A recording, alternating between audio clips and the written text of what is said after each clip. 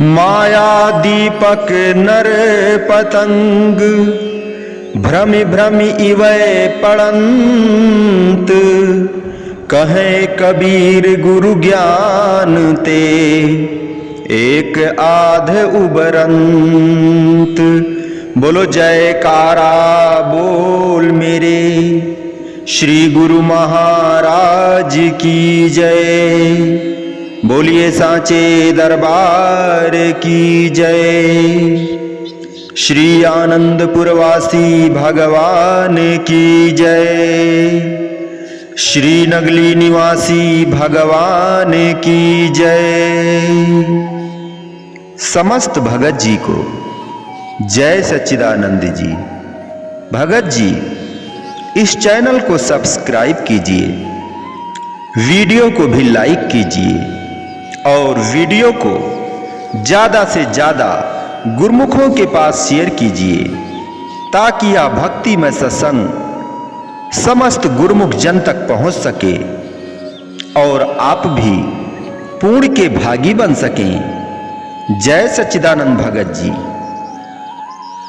परिग्रह और परित्याग क्या है? यह जगत द्वंद्वमय है। प्रकृति की प्रत्येक रचना में दो पहलू कार्य कर रहे हैं, जैसे दिन रात, ज्ञान अज्ञान, सुख दुख, सत्य असत्य इत्यादि। इन तत्वों में जो गुण समाहित है उस तत्व के आने पर वही दशा प्राप्त होती है। जिस प्रकार दिन के समय प्रकाश, ज्ञान की प्राप्ति होने पर सुख, सत्यता का बोध होने पर शांति मिलती है, इसके विरुद्ध रात्रि में अंधेरा, अज्ञानता में दुख और असत्यता में अशांति निहित है। इसी प्रकार भक्ति और माया भी द्वंद्व है। भक्ति के तत्व में मानसिक सुख, शांति, प्रसन्नता समाहित है तो माया के संबंध में कलह, कल्पना, दुख, अशांति का वास है। अब विचार करना यह है कि कौन से तत्व को ग्रहण किया जाए और किसका परित्याग किया जाए। जीवात्मा का वास्तविक संबंध तो नित्य और सुखदायी वस्तुओं से है, क्योंकि आत्मा नित्य अविनाशी है। इसकी आंतरिक अभिलाषा सुख प्राप्त करने अथवा सुख की खोज के लिए होती है। इसके विपरीत माया का संबंध विनश्वर वस्तुओं से है। अब यदि जीव सुख की अभिलाषा रखकर संबंध माया से जोड़ ले तो इसे सुख की प्राप्ति कैसे हो सकती है? संत महापुरुष भी इसका एकमात्र कारण यही बतलाते हैं कि जीव अपने मालिक अथवा प्रभु से मिलने की कामना तथा भक्ति नहीं करता। इसके बदले माया और मायावी पदार्थों की चाह करता है। यही अनुचित चाह उसके समस्त दुखों तथा विपत्तियों का मूल है। एक ओर तो भक्तिवान जीव जो मालिक के प्यारे हैं, जिन्हें भक्ति प्रिय है, वह चाहे सांसारिक दृष्टि में निर्धन व तुच्छ एवं धनहीन है, वास्तव में आंतरिक रूप से संसार में सुखी जीवन व्यतीत करते हैं और मरणोपरांत उनका नाम अमर हो जाता है। दूसरी ओर मायावी जीव माया के भोग्य ऐश्वर्यों को अधिकाधिक पाकर प्रसन्न रहने का यत्न करते हैं। यदि इस धन संपदा में सुख या शांति होती तो राजा महाराजा व धनी लोग अधिक सुखी होते, परंतु दशा विपरीत होती है। वे उत्तरोत्तर दुखी होते हैं। सत्य तो यह है कि इन सब पदार्थों के होते हुए भी वे अपना जीवन दुखमय बना लेते हैं। वे विनश्वर क्षण भंगुर वस्तुओं से नेह लगाकर अपने जीवन को अशांत बना लेते हैं। इन अस्थायी पदार्थों का प्यार उन्हें नीच योनियों का शिकार बना देता है और यहाँ तक कि उनका नामो निशान भी दुनिया में नहीं रहता। अफसोस कि नाम उनका नहीं दुनिया में बाकी, याद उनकी भी बेरहम जमाने ने मिटा दी। था लाल और जवाहर से भरा जिनका खजाना, ताकत में न था पैदा कोई जिनका यगाना। झुकता था कभी जिनके लिए सारा जमाना, आज कहाँ उनके वह अंदाज शहाना। आता नहीं कुछ नामो निशा उनका नजर में, अंजाम फकत मौत ही सबका है दहर में। ऐ बावरे अंजाम पे दुनिया के नजर कर, एक कान जहां तक हो बुराई से हजर कर। नेकी से भलाई से जमाने में गुजर कर, दुनिया की फिक्र छोड़ के उकबा की फिक्र कर। इस झूठी चमक दमक पे क्या भूला है नादान, दिल अपने में उर्फान की कर शमा फिरोजा। इसी प्रकार भगवान श्री कृष्ण चंद्र जी महाराज जी उपदेश करते हैं कि किम नामेदम वत सुखम एयम संसार संतति, जायते मृते लोको म्रियते जननाय च। अस्थिरः सर्व एव मे सचराचर चेष्टिता, आपदम पतया पापा भाव विभो भूमयः। असत्यवं वयं कष्टं निर्किष्टाः मूढ़बुद्धया, मृग तृष्णाम्भसा दूरे बने मुग्ध मृगायु। अर्थात यहाँ जो संसार का विस्तार है, इसमें क्या सुख है?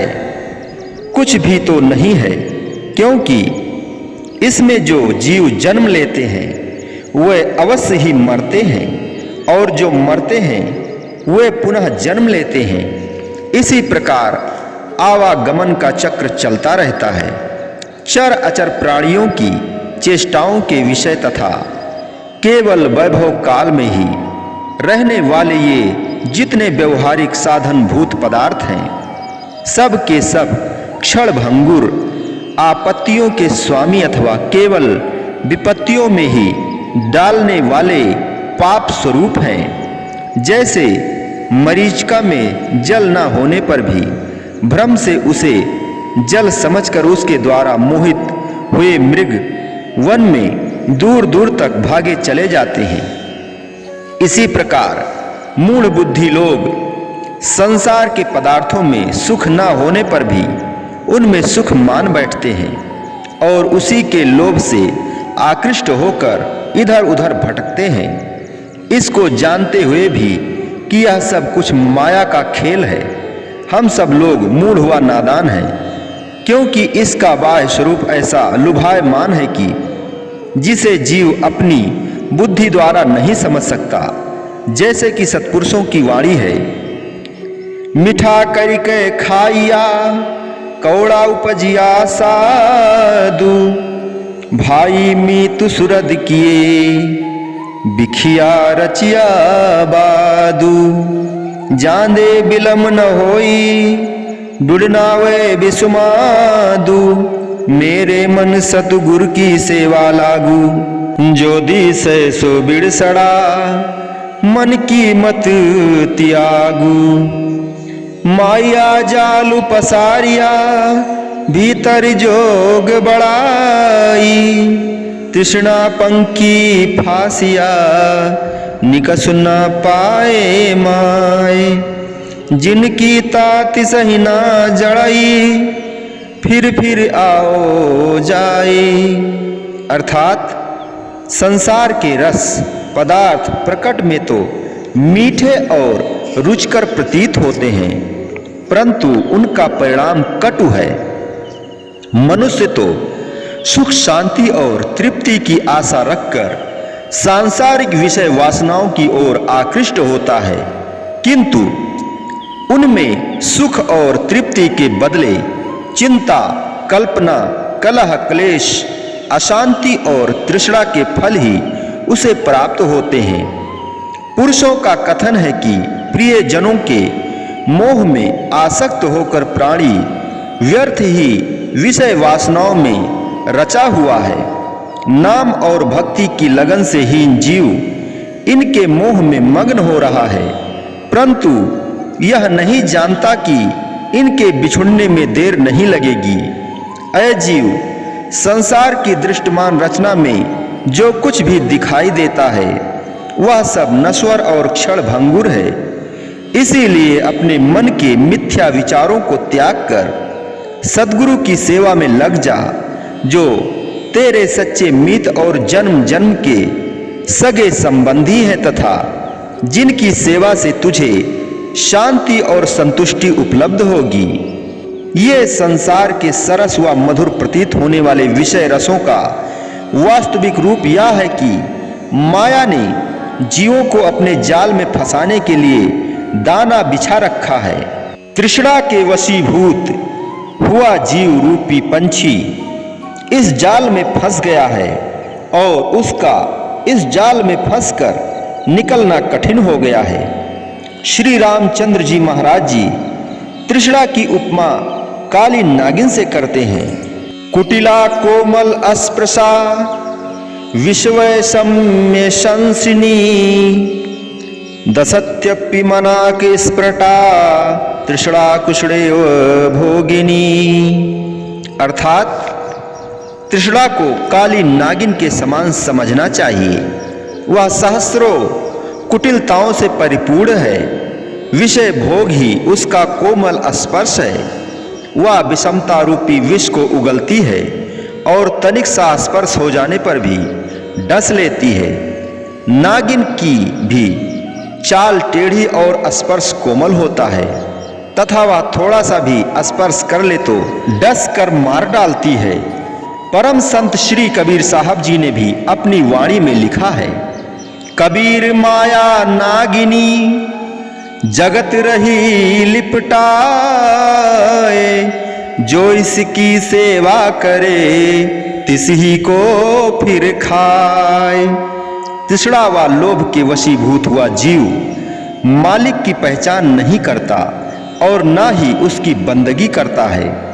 जिसकी रचाई हुई यह सर्व माया है, यह तो माया को ही सर्वश्रेष्ठ मान बैठा है।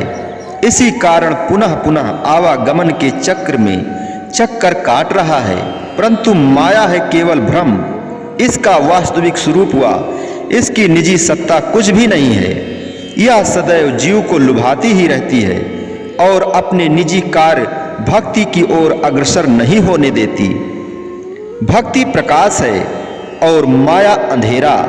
जिस प्रकार प्रकाश के होते हुए अंधेरा नहीं ठहर सकता, इसी प्रकार भक्ति के सम्मुख माया नहीं ठहर सकती। यह तो अज्ञान के तिमिर में ही शिकार किया करती है। पर्दा ए शब में ही तो शमा ने कुर्बानी ली, रोजे रोशन में तो था परवाने का आना मुश्किल। किसी शायर ने कहा है कि यदि दीप शिखा ने अपनी ज्योति दिखाकर पतंगे को लूटा तो केवल निशा के अंधकार में ही। दिन के प्रकाश में चाहे लाखों दीपक क्यों न जगमगा रहे हों, परंतु पतंगे की आंख में धूल नहीं झोंकी जा सकती। ऐसे ही जहां गुरु भक्ति का उजाला नहीं होता, वहां ही माया की दीप शिखा पर मनुष्य रूपी पतंगे जला करते हैं। परम संत श्री कबीर साहब जी भी इसी बात का समर्थन करते हुए फरमाते हैं कि माया दीपक नर पतंग भ्रम भ्रम माहि परंत, कोई एक गुरु ज्ञान ते उबरे साधु संत। अर्थात यह मोहनी माया तो एक दीपक है जिस पर जीव पतंगा बना हुआ अपनी आहुति उसमें दे देता है। कोई बिरले गुरुमुख ही संत सद्गुरु के पथ प्रदर्शन से इस माया से परित्राण पा सकते हैं। इस कुटिल माया ने प्रायः प्रत्येक प्राणी को अपने प्रपंच में ऐसा फंसा रखा है जिससे जीव की बुद्धि पर भ्रम और संशय के पर्दे पड़ जाते हैं। वास्तव में तो जगत की रचना मिथ्या और केवल भ्रांति है। जिस प्रकार अंधेरे में रस्सी को देखकर सर्प की भ्रांति होती है और जीव उससे भयभीत होकर थर थर कांपने लगता है, यदि उसका पांव भूल से उस पर पड़ जाए तो मनुष्य भय के मारे अचेत होकर गिर पड़ता है। इसी प्रकार जीव अपनी अज्ञानता के कारण संसार को सत्य मान लेता है और उसमें होने वाले परिवर्तनों को देखकर व्याकुल हो उठता है। परंतु यह भ्रम और व्याकुलता तब तक है जब तक जीव अज्ञानता के तिमिर में विचरण कर रहा है। इसकी अविद्या का विनाश सद्गुरु भक्ति के बिना होना असंभव है। जैसे गुरुवाणी में लिखा है, जैसौ चंदा उगवही सूरज चढ़ई हजार, ऐसे चानड़ हो दिया गुरु बिन घोर अंधार। चाहे सैकड़ों चंद्रमा उदित हों, चाहे सहस्रों सूर्य भी अपना उज्जवल प्रकाश फैलाएं, किंतु यह सब प्रकाश बाह्य जगत से संबंध रखता है। बाह्य सृष्टि में इतना प्रचंड प्रकाश होते हुए भी अंतर जगत अथवा घट की सृष्टि में तब तक घोर अंधकार परिव्याप्त रहता है जब तक कि सतगुरु कृपा से आत्मज्ञान की प्राप्ति नहीं होती तथा आत्म ज्योति से घट की सृष्टि दे दीप्यमान नहीं हो जाती। सद्गुरु मनुष्य को उसके घट में ही परमार्थ भक्ति की निधि दर्शा देते हैं। इस निधि व सुख के भंडार को अमृत का भंडार अथवा आबे हयात का चश्मा कहते हैं। श्री गुरुवाणी में भी इसका वर्णन अमृत कुंड के नाम से किया गया है। जिस जल निधि कारण तुम जग आए सो, अमृत गुरु पाही जीव, छोड़हु वेश भेख चतुराई दुविधा, यू फल नाही जीव। मन रे थिर रहो मत कत जाही जीव, बाहर ढूंढत बहु दुख पावहीं, घर अमृत घट माही जीव। ऐ मनुष्य, जिस अमृत के भंडार को पाने के लिए इस जगत में आए हो, वह अमृत का स्रोत सद्गुरु की भक्ति द्वारा ही प्राप्त होता है। भांति भांति के वेश बनाने तथा चतुराई दिखाने से काम नहीं बनेगा, क्योंकि जब तक चित्त में दुविधा अथवा द्वैत भावना है, अमृत का यह फल प्राप्त नहीं हो सकता। इसलिए ऐ मन, तू इधर उधर भटकना अथवा माया के पीछे दौड़ना छोड़ दे तथा संत सद्गुरु द्वारा बतलाए हुए ठिकाने पर स्थिर रह। बाह्य जगत में खोज करने से हाथ कुछ भी नहीं लगेगा। इसमें भटकने से तो सुख के बदले दुख ही उपलब्ध होगा तथा यदि अमृत का भंडार घर ही में अथवा अपने घट के भीतर है तो फिर बाहर मायावी पदार्थों में खोजने की क्या आवश्यकता है। कस्तूरी कुंडल बसे मृग ढूढ़े वन माही, ऐसे घट में पीव है दुनिया जानहि नाही। अर्थात मृग की अपनी ही नाभि में कस्तूरी होती है, परंतु वह इस बात से अनभिज्ञ होता है। उसकी सुगंध से लालायित होकर उसे प्राप्त करने के लिए वन वन में खोजता फिरता है। इसी प्रकार हर घट में प्रत्येक प्राणी के हृदय में प्रभु निवास करते हैं, परंतु कोई भी प्राणी संत सत्पुरुषों के पथ प्रदर्शन के बिना उसे प्राप्त नहीं कर सकता। प्रत्येक जीव की यह प्रकृति होती है कि वह जिस लक्ष्य को लेकर चले और वह पूर्ण न हो तो खिन्न एवं दुखी होता है। मनुष्य भी संसार में मालिक को प्राप्त करने के लक्ष्य से ही आया है, परंतु यहाँ आकर मोह माया में उलझकर अपने ध्येय को बिल्कुल भूल बैठा है। इसीलिए दुखी व अशांत रहता है। अज्ञानता व संसार के मायावी पदार्थों में ही सुख व शांति की खोज करता है तथा आनंद धाम में पहुंचने की चाह भी रखता है। वास्तव में वह अपने पथ से भटक गया है। अपने मार्ग से भटके हुए एक पथिक को देखकर शेख सादी साहब जी कहते हैं कि तरसम नारसी बकाबा एराबी ई इरा के मरबीबा तुर्किस्तानस्त, अर्थात ए अरब के निवासी और काबा में जाने वाले अभिलाषी पथिक, तुझे यह भय होता है कि तू काबा में कदाप नहीं पहुंचेगा, क्योंकि जिस पथ पर तू चल रहा है वह तुर्किस्तान को जाता है। इसी भांति यदि जीव माया के पथ पर चलता है तो अपने निजी लक्ष्य से कोसों दूर चला जाता है। बोलो जयकारा बोल मेरे श्री गुरु महाराज की जय। बोलिए सांचे दरबार की जय। श्री आनंदपुरवासी भगवान की जय। श्री नगली निवासी भगवान की जय। समस्त भगत जी को जय सच्चिदानंद जी।